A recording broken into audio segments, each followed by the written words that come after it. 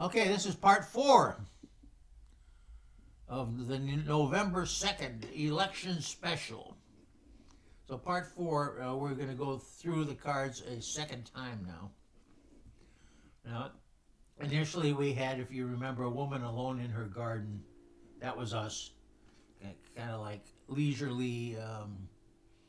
I didn't see anybody starving, but we're very lonely because we have nothing to do. We're kind of like locked in our garden, loneliness. Um, Here was another 9, and that's interesting. Preparing to fight again. In other words, we're not looking at this as being retired. We're imprisoned at home. And, we want to go out there and fight again.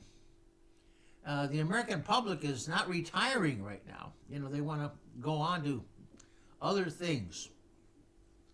Now, on our first time, I had, foreign adventures. In other words, the desire to seek the ancient wisdom. In other words, there was some philosophical and some ambition in the area of knowledge and going on crusades, finding out what the world is like, looking for better and different types of things.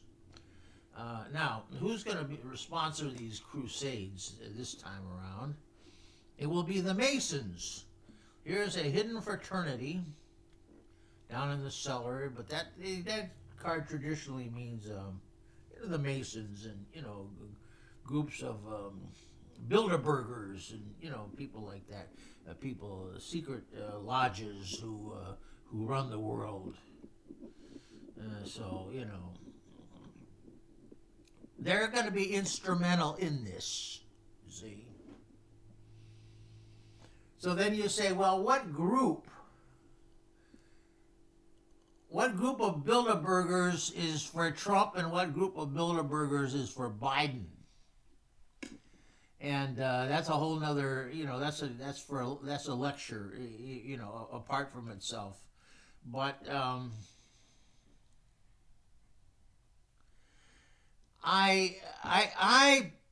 I'm going to bring this belief into it that basically the Democrats are ruled by international big money, and the Republicans are ruled by national big money. See? So if you look at who Clinton favored, and he favored the international cartels. And you ask, well, who did Bush favor? Well, he favored his own brother, his own local bankers, and so on and so forth. So what we're looking here, we're going to try to establish whether who's going to be ruling, the international cartels or the national cartels. And if it's the national cartels, then that will be a vote for Trump. If it's the international cartels, it'll be a vote for Biden. That's how I'm going to approach this. First of all, we have to see, well, what are we looking for? We're looking for justice. Well, we're also looking for a decision. That would be a judgment. What do we get? Well, we get a fight. Now, is it a fake fight or not? Yeah, and the 5 of cards say, yeah, it's a fake fight. In other words, I'm going to vote tomorrow. See, here's my Puckett button. I'm going to vote for Puckett tomorrow, and other local people. And it's kind of a ritual. In Ohio, it might actually do some good to vote for one president or so candidate or the other. But, it's kind of like mass, or church. It's a ritual. It's something that we do because we like to think that it's good if we do that. So. Okay, here we are trying to juggle 2 things. And here's the Knight of Cups. We're trying to juggle 2 things at once. So while we have a 2-party system, and I would say, the race must be fairly even because, we have Nancy Pelosi on the one hand and so on. Trying to juggle 2 things at once. So far, there's no answer. Again, temperance. We're trying to balance two things at once. Now here we're handing out, everybody is getting a handout, but we're trying to balance forces here. Looking at it optimistically, we're trying to mix oil and water and come up with a deal. Now, it looks pretty much like, what I said a couple of weeks ago, they were going to get a stimulus package, et cetera, they were going to come up with bipartisan measures. And I was wrong. They haven't, But here again, to say, they very much want to. They want to. Maybe they're waiting for the other shoe to drop. In other words, the election. They find out, well, who are we stuck with? And that may be why they're waiting. But here they are. They're negotiating it as we speak. Right now, though, it looks like in the near future nothing will grow. Nothing will grow. So in the near future, we're going to continue to have the same stalemate we had.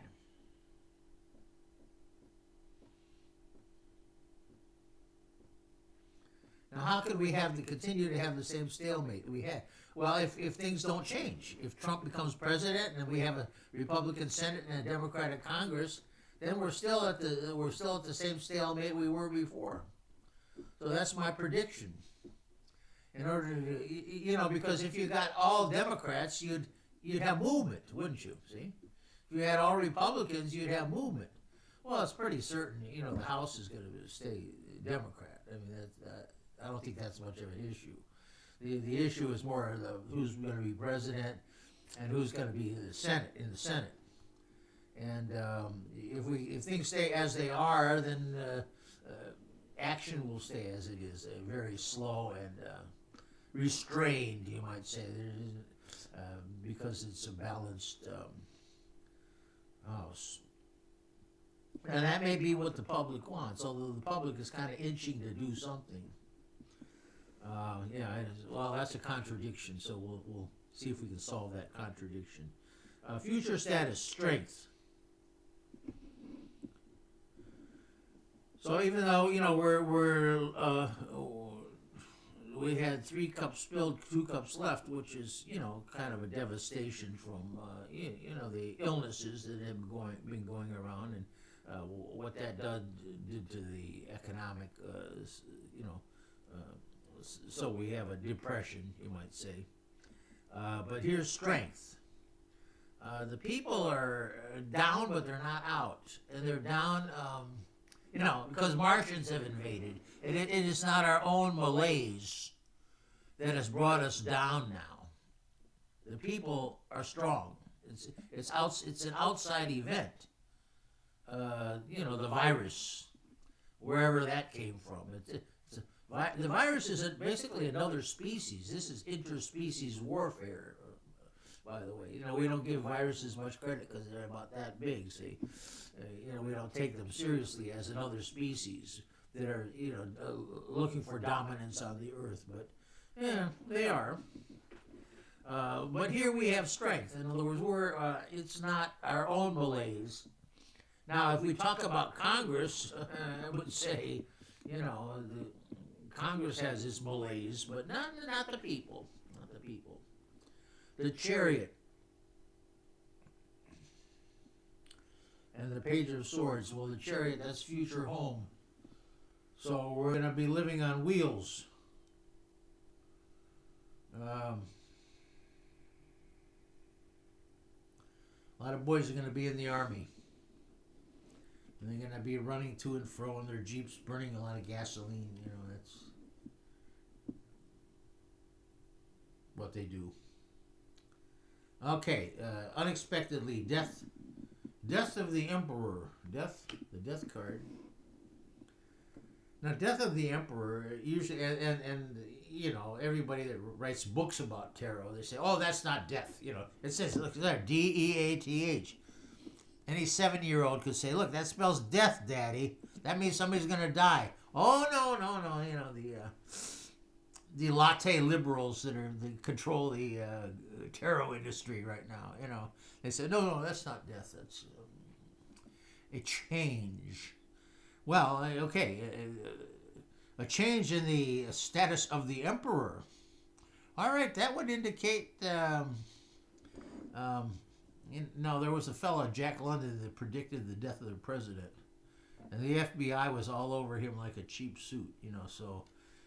We're not going to be able to do that here. You know, we'll just say there's going to be a drastic change, which, by the way, seems to go against everything else we've said here, right? Or there will be some, you know,